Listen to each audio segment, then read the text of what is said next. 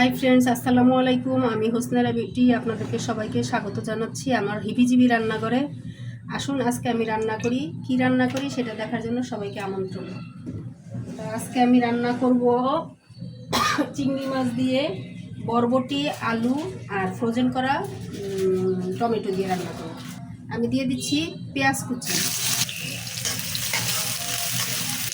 দিয়ে দিচ্ছি সামান্য একটু আদা রসুন পেস্ট, দিয়ে দিচ্ছি চিংড়ি মাছ,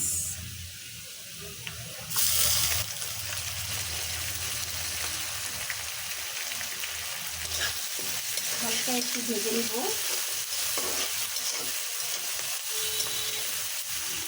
দিচ্ছি ফ্রোজেন করে রাখা টমেটোর পেস্ট,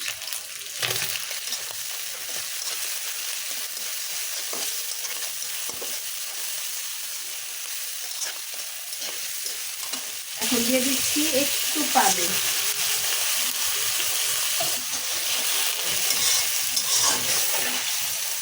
স্বাদ মতো লবণ,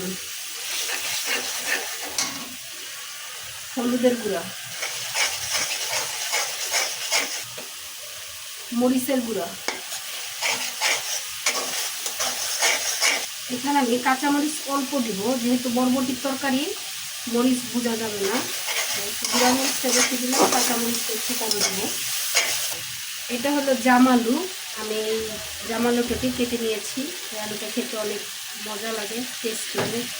দিয়ে দিচ্ছি তরকারিটা, বরবটি আর আলু একসাথে করে কেটে রেখেছিলাম, দিয়ে দিচ্ছি। এটা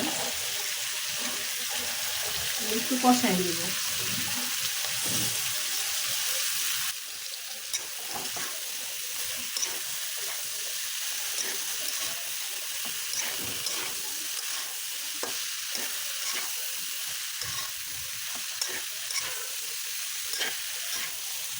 কষানোর জন্য দিয়ে দিচ্ছি একটু পানি।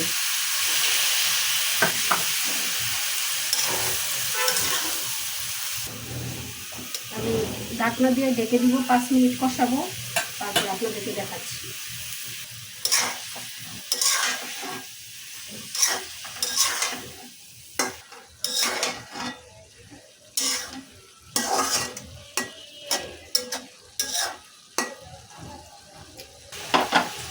তরকারি কষানো হয়ে গেল, এখন আমি দিয়ে দিচ্ছি ঝোল।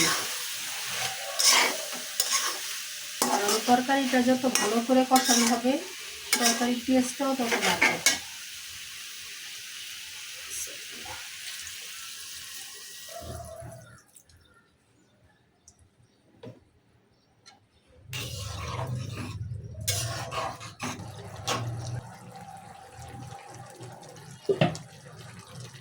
মেয়েদের সবচেয়ে পছন্দের জায়গা হলো কিচেন।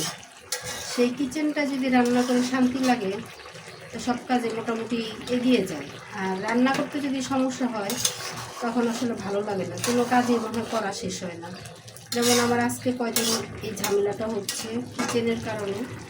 চুলাটা সমস্যা হওয়াতে একটা চুলাতে রান্না করতে হয়, আর এই চুলা তো অত বেশি গ্যাস নেই।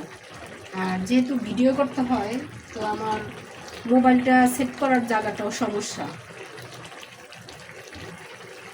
রান্নাটা শেষ হয়ে গেল। কেমন হলো আমার রান্নাটা বলবেন। আর যেহেতু আমি ভয়েসটা সাথে সাথে দিই, সেহেতু আপনাদেরকে দেখাইতে পারলাম না যে খেয়ে কেমন হয়েছে।